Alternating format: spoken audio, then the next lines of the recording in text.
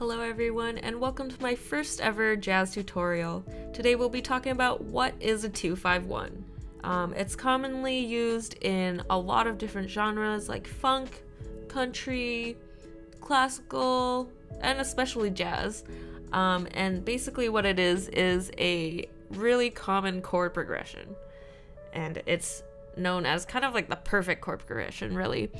And we'll be talking about our scale degrees. This is to assume that you guys already know your C major scale. So we've got our C as our 1. I've listed each scale degree with a number.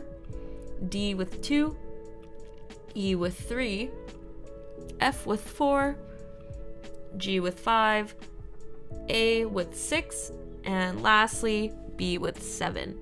And I just have the second octave here, and that's why we call it 1, because it's the same note as 1.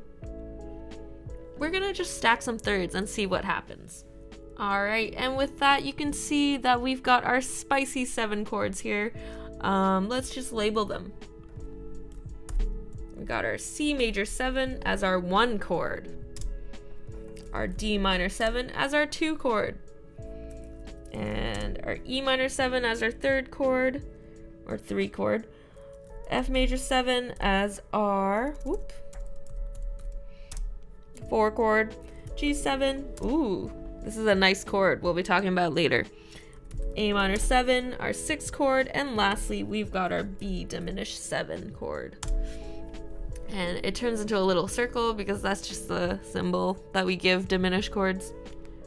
I like it. Alright, awesome. So with that, we're gonna take our 2 chord, and I've put it down here in this other bar, and we're gonna take our 5 chord, and it's right over here. We've got our 2 and 5 chord, and lastly we've got our 1 chord. Basically in the scale, each chord kind of fits into its category of either 3 main chords, really. So our first category is the tonics.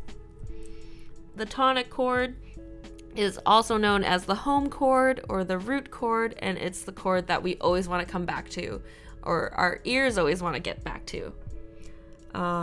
Next we have our 5 chord, so we're going to change that into the dominant chord, and the dominant chord is always looking and shifting around, and it's searching to move forward in the harmonies. So the dominant chord usually goes to another chord. If there's a dominant, you really don't want to end on dominance just because it's a little unstable in terms of how the intervals are stacked up, but that's a sound thing. So there we go. So we got our dominant going to our tonic, so there it is. And what comes before dominant is kind of a trick question, just because the name of this chord is called the predominant, and it basically means just that, the chord that comes before the dominant. That's all you gotta know. The 2 is the predominant, the 5 is the dominant, and the 1 is the tonic. And that's all a 2-5-1 is. It's a simple chord progression that goes through each of the 3 main chords.